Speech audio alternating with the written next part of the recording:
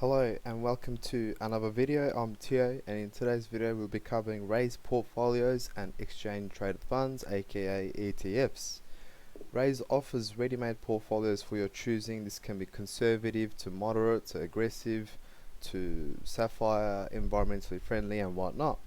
There's 25 ETFs to choose from on RAIZ. Before we begin, for the beginners, I'll give a brief explanation on ETFs and what they are and what to look out for you to decide.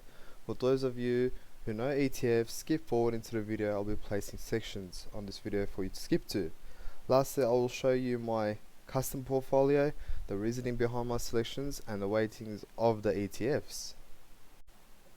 Now, exchange traded funds, or ETFs in short, are a basket of securities or stocks that aim to invest in specific or broad range of categories. So in example, there could be a bank ETF, for instance this one here, VANEC Australian Banks ETF, and what that means is if you purchase this one, it will split the money and invest into 7 of the Australian banks with differing weightings.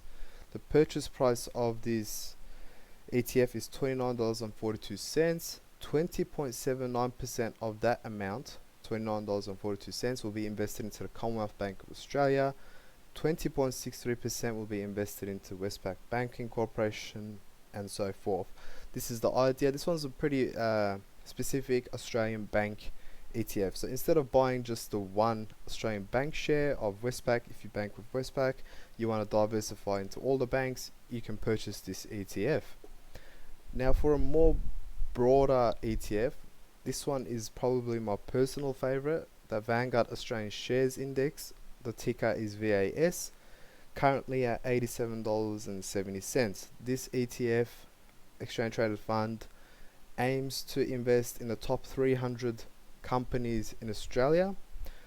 Obviously the weightings of the companies differ, so 10.37% of $87.70 would be invested into BHP, and then 8.29% into the Commonwealth Bank, and so forth. The total fund holdings is 306 companies. Another reason why I love this ETF so much is the dividend yield per year is 7.18%. It's probably the most risk averse ETF on the ASX, and you can see in the last 12 years it was trading at $60 and now it's at $87.70. It's a growth ETF and gives good dividend yield as well. Coming to our RAIZ portfolios, on the left, if you are on desktop, click on invest, scroll down and change portfolio. Over here you can see the 7 ready-made portfolios. These slightly differ from each other, not too much, and then we will go through one of these portfolios. We'll go through the moderate aggressive one as an example. This one invests into most of the same ETFs, except the weightings of these ETFs differ from conservative to aggressive. So 3% of the funds, or 3 cents of every dollar, will be invested into BETASHARES Australian High Interest Cash ETF. This ETF provides investors with exposure to bank deposits, providing regular income and high level of capital security. Now AAA. Now 10 years ago, this one was trading at about $50.23, and today it's about $50.20. Hasn't really moved much. The only reason it comes down slowly is because during this time period Australia has decreased interest rates, and only recently, as they started increasing interest rates, as you can see, the price of the ETF has moved up a bit.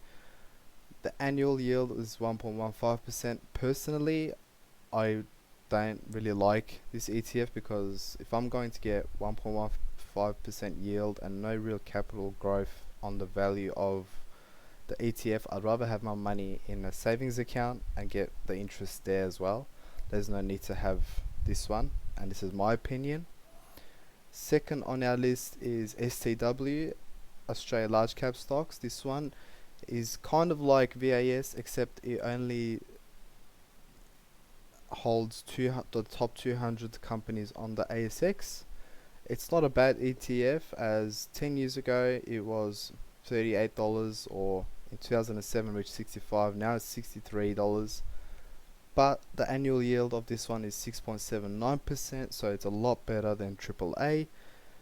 It is very diversified, as it's the top 200 companies in Australia, so it is a decent ETF in my opinion.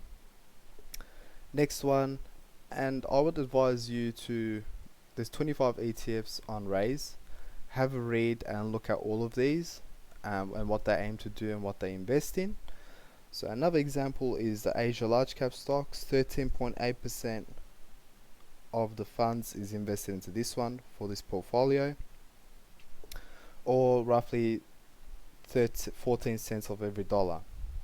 This ETF tracks the top 50 companies in Asia, with companies from Hong Kong, China and South Korea. Going forward, the IEU Europe large cap stocks aims to track the top 350.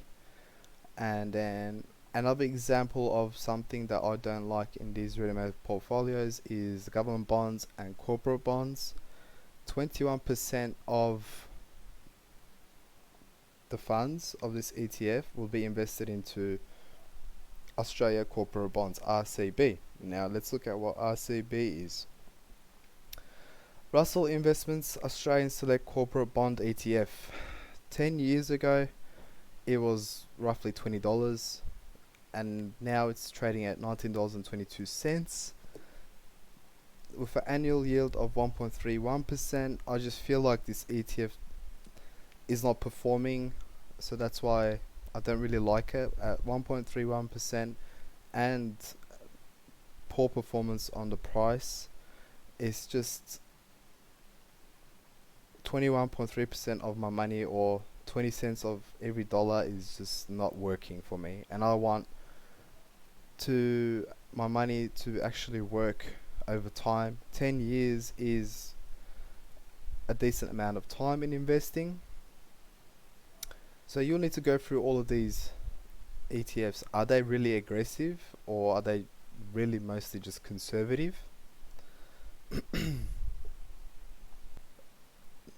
Now moving on to custom portfolios, if you'd want to make your own portfolio, and I'll also be showing you my selections and their weightings. So over here you can click on, I think it writes custom portfolio, and then edit portfolio, and it will show you the 25 also ETFs that are available on RAIZ. I'd advise to go through and read up on each and every one of these, what they are and what they aim to do. As for my selection, 45% of my funds will go into STW, Australia large cap stocks. The reason why I have 45% on this ETF is because firstly, I live in Australia. Secondly, I believe it's a relatively stable economy, so these companies can do well, and it's very far away from the world's problems when you think of what's going on in the world currently with conflicts and viruses and whatnot. So it's a no-brainer for me. Second on my ETF list is Asia large cap stocks, IAA. Thirdly, we have Europe large cap stocks, IEU. 15% of the funds will be invested into this one, and this ETF aims to invest in the top 350 companies from Europe. Fourth ETF is IVV, US large cap stocks. These companies are your household name companies that everyone would know, such as Microsoft, Apple, Facebook and Google and whatnot. That's why this one sits in about 20%. If I didn't invest my last 5% into Bitcoin, I would probably put into IVV. I do not advise you to invest into Bitcoin. For me, I'm young, and 5% doesn't seem like much. It's very risky, but I go, one day if this thing really does blow up to astronomical figures, why not risk that amount? And that's my reasoning behind this choice. This is my portfolio currently with the weightings. I hope you've found this video helpful and informative. If you do want to see more and would like to support me, please like, comment and subscribe, and we will come back with some more videos. And finishing up, this is pretty much what it looks like at the end. Whether it's high risk, it's for you to decide, and what you want to invest in is also for you to research and decide how much and what you want you to invest your money into. I hope you have found this video helpful and informative. If you do want to support me and see more, please like, comment and subscribe, and we will see you in our upcoming videos.